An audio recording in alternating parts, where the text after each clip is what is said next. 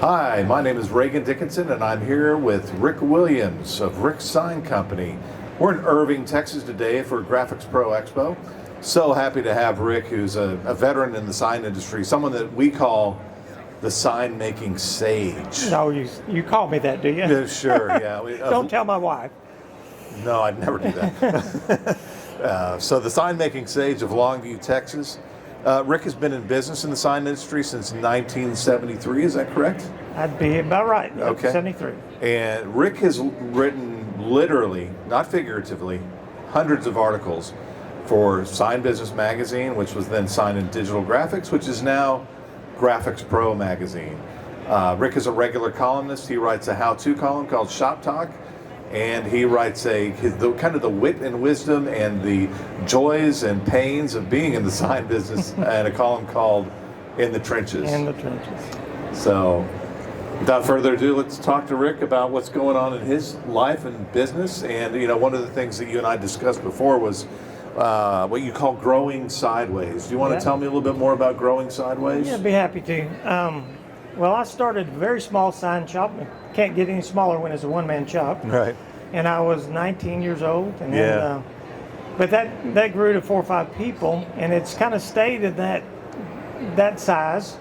But my sons and I had other plans a few years ago, and we saw opportunities kind of to this side and that side.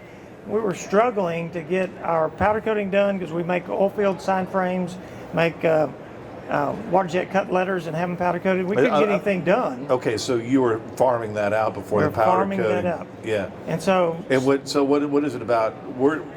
And this brings up, I think a lot of people run into that situation where they're at that point where they're farming it out so much that they say to themselves, why am I not doing this myself? Right. And so. Well, my oldest son, that was his attitude. Why are we not doing this, Dad? Yeah. We can't get this done. Right. And we couldn't get letters cut on a water jet. We didn't own a water jet. Okay. And so it was just a busy time. And he talked me into investing some money into a new project. And so we've grown more in that direction than we were growing straight forwards. That's why I say growing sideways. And we thought we would do a lot of maybe subcontracting to other sign companies.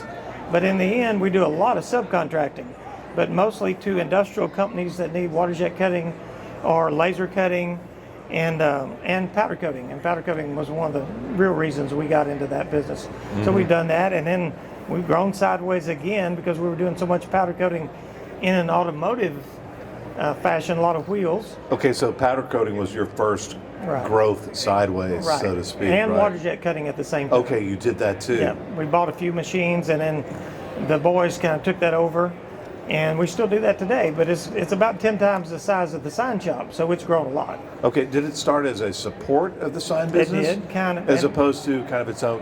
What I'm hearing, what I'm understanding, and we'll get to this, is that they're really their own entities and not necessarily associated with the sign business, though you might take projects over there. Right, exactly right. And we do some work for other sign companies, and I'll go over on a weekend or at night, and I'll run a water jet, and I'll cut plate metal letters out, and I've got a guy over there that on his own time we'll work together and do our own powder coating. But it mostly has evolved into an industrial services company. Okay. But it came from the sign shop because the motivation was we can get our powder coating done, we'll do powder coating. And then we found out a lot of industrial companies need powder coating, as a subcontract basis, and so we're doing that.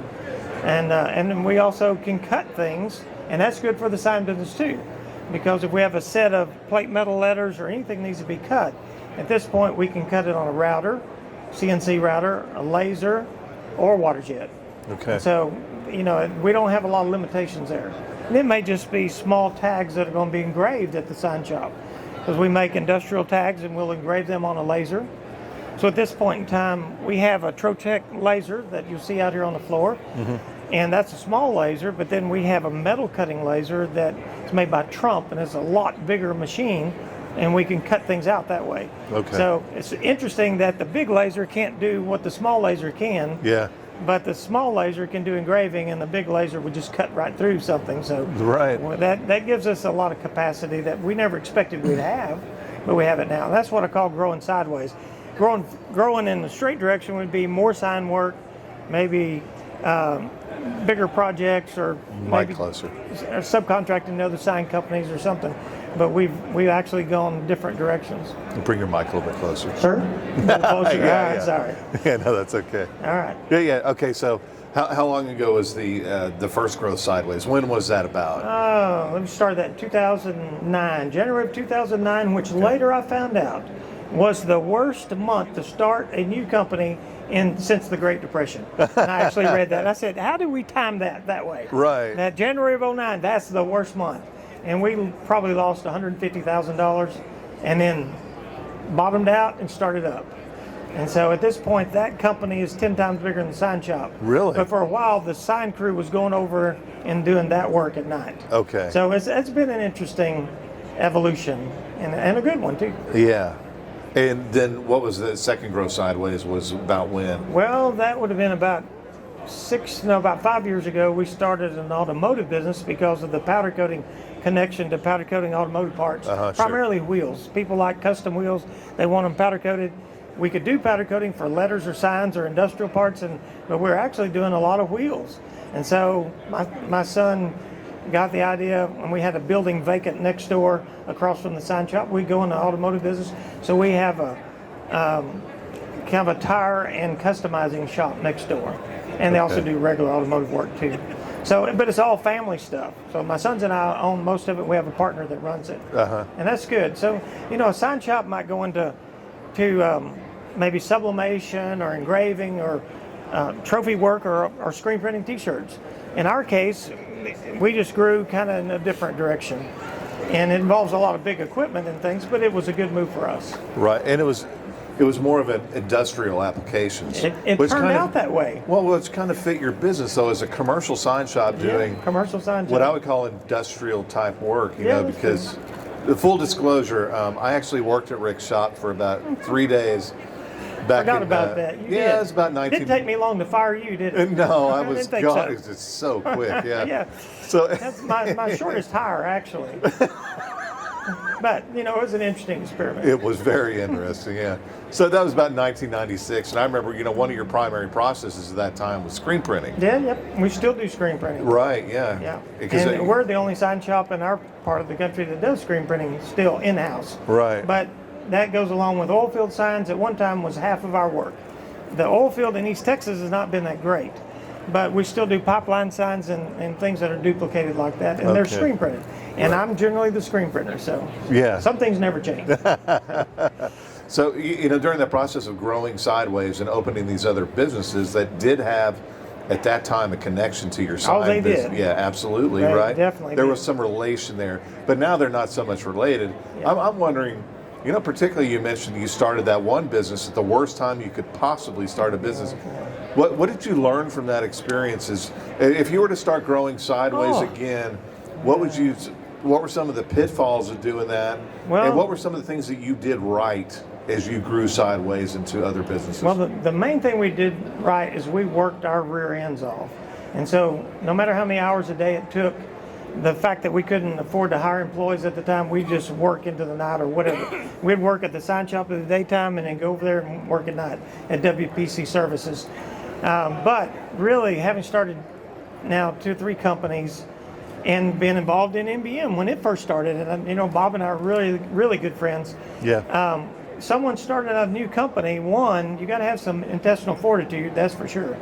But when you're doing your calculations, you want to say, this is my short version, whatever you come up with and what you think it's going to cost, how long it's going to take, how much work it's going to be, triple that, take a hard look at it, and if you still think you want to go forward, go forward.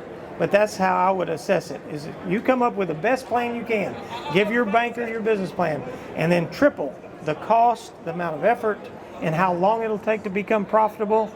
And if you can live with that, then go. If you can't live with that, I'd probably leave it alone or go part-time and go slow. Yeah. Triple, huh? Yeah, triple. So that's based on your experience with it, right? Yeah. Now the automotive business was an exception to that because our partner that we hired, who does a lot of powder coat wheels and stuff, he was working at another place in town, and he had a big following, and he really knew what he was doing. So that was a lot quicker. It probably took a couple of years to get well into the black, but that was pretty good. Yeah.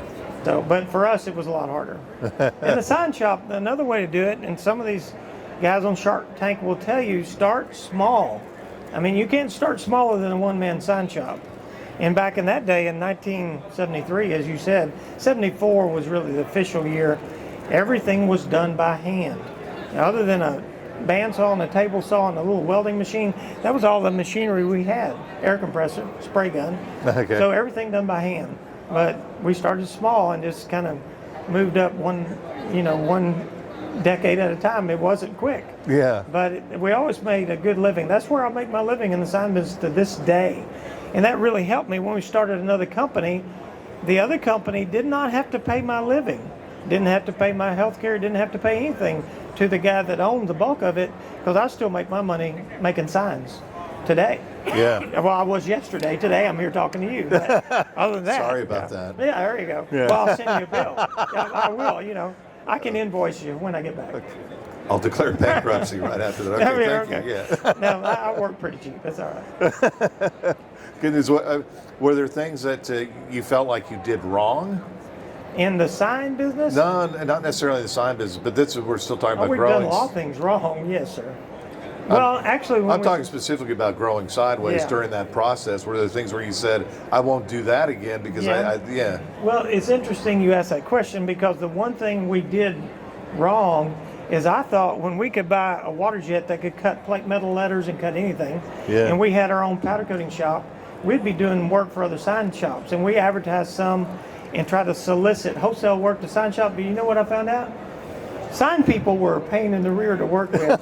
They'd send me something on a napkin, and I'm supposed to estimate from that, and it'd drive me crazy, and I would bid on 14 things and get 2 of them, Yeah. And as it evolved, now we did some of that, but as it evolved, our local industrial customers became our better customers. Yeah. And we quit advertising, and that's silly. I'm a sign guy, but the least fun customers I had to deal with were sign guys. I don't know why. That's just how it worked out. Yeah. So, and that's how it is today. We do a maybe little of that, but not much. maybe it's that wholesale business as a whole, if you will. Right. Yeah, maybe not wholesale. That's right. So what is it that you learned from your sign business that helped you start a new business? Oh, I tell you what. One thing, when I started the company years ago, and I would say it's back when I was young and good looking, and I was like 20 years old, 19 years old. Yeah. My attitude was, what could possibly go wrong? I bought an old crane truck, and it was old, but hey, someone was using it, so I'll put it to work. Yeah. I didn't inspect it, I didn't repair it, I didn't do anything to it, and I nearly got myself killed with it at least once or twice. And other things like that. Like used to, we'd go out and just dig a hole in the ground and assume we weren't going to dig up a pipeline. And now I wouldn't consider doing the dumb things, because what could possibly go wrong? Well, one day I had a hole, 2 big holes I was supposed to dig. My son and I took a tractor, because they're big holes, went over there in a place in Marshall, Texas, and the boss of the company said, we've had this cleared by dig test. There's nothing out here. You dig your holes here. And I was just about to go down with an auger on a tractor, and a truck driver flew through there and saw what we were doing. He said, if I was you, I would not dig right there. And I thought, what? This guy have X-ray vision? Is he Superman? I've never met Superman before. Yeah. But he literally said, if I was you, I would not dig right there. And I said, well, your boss said this was cleared by dig tests. And so I said, I'll dig it by hand, because this is where he told me to dig it. 6 inches, I hit the pipeline.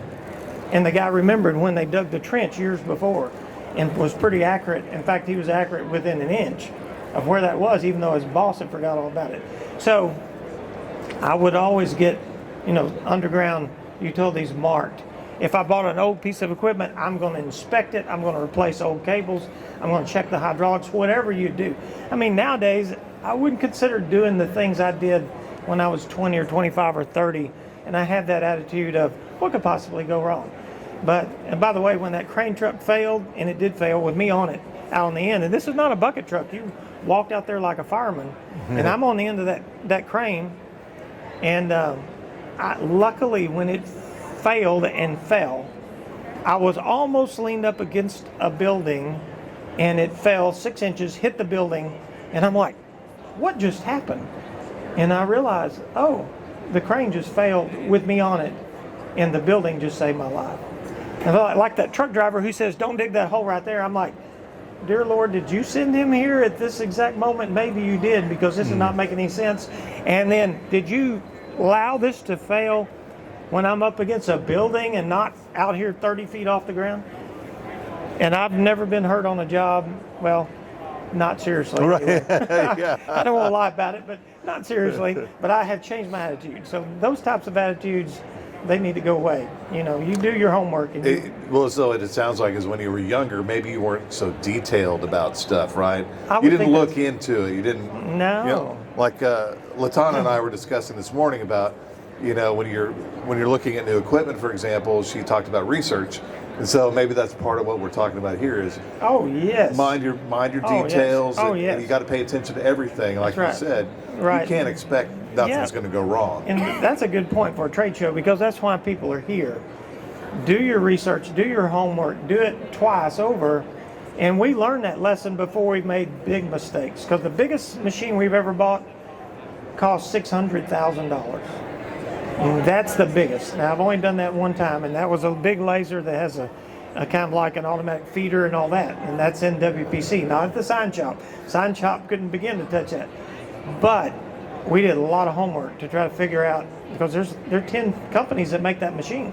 So we traveled, we went to trade shows, we talked to representatives, we did our homework. When we bought our first water jet, it was $200,000. That's still huge. I can't afford to lose $200,000. That'll bankrupt us. And so we would call other water jet companies, you know, from Oklahoma, maybe up in or over in California, up in New Jersey, wherever, because they're not our competition. And they would tell us, yes, that machine is reliable, or it's not reliable, or the software is good, or the software is bad, or whatever. And we did homework for 6 months on that. So yes, you do your homework and you check twice. And you know, in the sign business, we bought a Trotec laser, you know, engraving laser and everything, and it's a good machine. We've had enough that we've had to replace the laser tube and all that. But we did our homework on that too, and other things. You want to do the homework first. You'll pay the price if you don't. Right. And so what it sounds like to me too is, and correct me if I go astray here, All right. is I can fire you again, you know. there's always that looming over my Yeah, head. that's I right. totally agree. Yeah.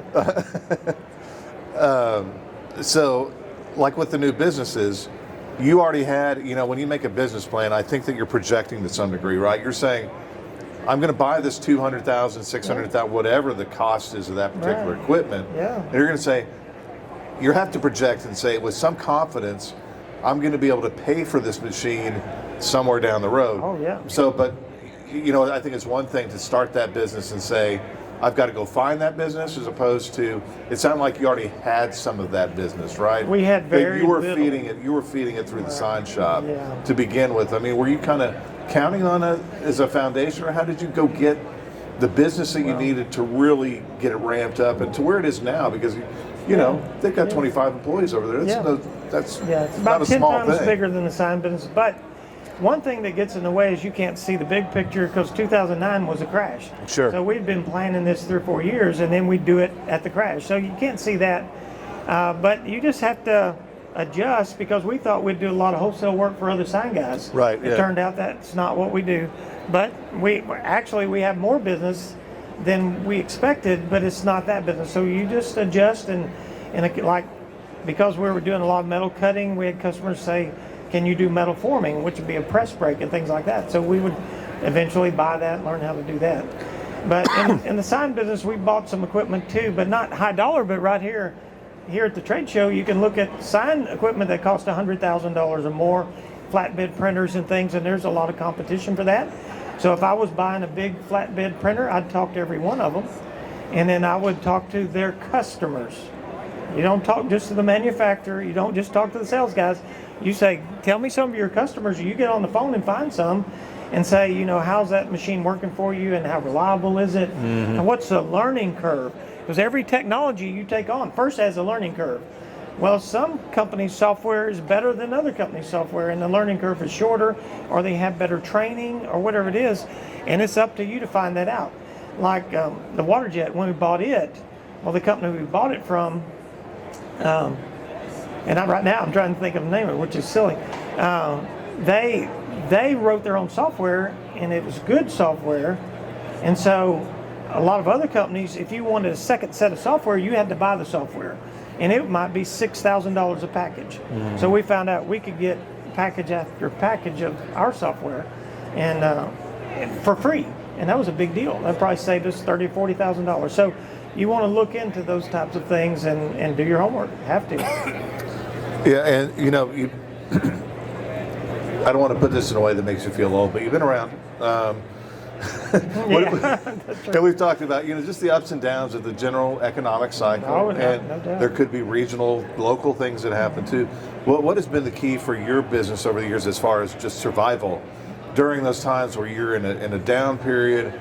Because I'm sure you've seen those too, where you're maybe even you question, are we going to survive? So what are the keys to survival as you look back on that time? Well, one interesting thing about that is the sign business has never suffered as bad as our other businesses, and really WPC suffered the first 2 or 3 years, but the sign business always seems to go down a little and kind of level out, and we would never have to lay off anybody. We never gave anybody cut and pay. Amanda, you work for us, and that was true. We never laid off anybody. And the downturns or the upturns, for some reason for us where we are, it was more consistent. At least it didn't suffer a great deal. And I would have my family working there too. At one time, several members of my family worked there. We would just, maybe hustle a little more. But people, one thing, when things take a downturn, people advertise a little more. So you might be doing more banners, you might be doing more storefront signs because they need the exposure. And so it's kind of helped us that the sign business is pretty resilient. Other businesses, I don't think they're as resilient, but they'll always come back if you can just tough it out, but you may have to work really hard at it. I have to ask this question because it's on everybody's mind right now. Yeah. How are you seeing supply chain issues in your business? Okay. Are we seeing I've got one of my suppliers out here in the audience. Supply chain issues and also cost increases of a significant amount. Yeah. So I'm having to keep my eye on that because I've been in business so long, I forget that you can't charge what you charged 10 years ago. And at this day and time, you can't charge what you charged 2 years ago because you won't make any money. Because our aluminum is double, maybe more than double. Yeah. And other, products are just, the increases have been tremendous. And that's unusual. That's the first time that we've seen this. And also not being able to get a particular color. Well, I had jobs, we needed some yellow aluminum, caution yellow aluminum I said that pretty fast, aluminum for some pipeline signs that needed to go out in the field for a pipeline company. There is no yellow aluminum. How am I going to print them? And we were starting to consider having to print yellow on black and do a reverse and come up with the signs. And we could have done it that way. And at the last minute, the yellow showed up. Uh-huh. But that's the first time in 40 years we've ever seen that. That's highly unusual. Yeah. So, yeah, we've seen all that. Well, how have you been dealing with it? Have you found an effective way or some? Well, and that Any was answers? Well, you shop around, and mostly you just, if you can't make a particular sign out of a material because it's not available, you may change what you're going to make it out of. Yeah. Which we'll do that too. Some of my favorite jobs personally are cutout letters, and I like big, simple cutout letters. They're easy to install, and I'll install them myself. Well, they might be cut on a CNC router or cut on a water jet, just an aluminum laminate. But sometimes right now the color might not be available. Yeah, right. But, then you'd have to do something else. But I could buy maybe mill finish aluminum and powder coat it, and I'll get the color. So one way or another, you'll adjust. You have to. Okay, well, one of the things that earlier that you and I were talking about that I'd like to know about is your craziest projects. Well, I told you that the craziest ones are the ones I nearly get killed on. I told you two of those, and those are two of the close calls. I forgot we were going to get around the crazy job. I'm trying to think what would actually be a crazy job. I have customers who drive me crazy, for sure, but we'll have things. This is typical, and this is a tough thing about the sign business. Like last summer, I had a call from a nonprofit, and I knew that person well who was placing the order, and they had some logos they wanted on a banner, and there was several. well, you know, if you got 12 logos, only 3 or 4 of them going to be good enough to use. Sure. And so I start dealing with this. And I had this banner and I already gave them a price of like $145. Well, that banner changed every day for a week. You know, even once they approved it, and then they would call back and say, no, we need to add this advertiser or whatever. And when I got back and looked at that, I probably had a day's work in laying out a $150 banner. And it's for a nonprofit. So how are you going to charge for that? And that is the kind of thing that drives me crazy. It might not be a crazy project, but it's a wonder I still have my hair, I'll tell you. 'Cause you guys in the sign business, you know that. It's that every week. It's something like that every week. And so it takes a bit of patience.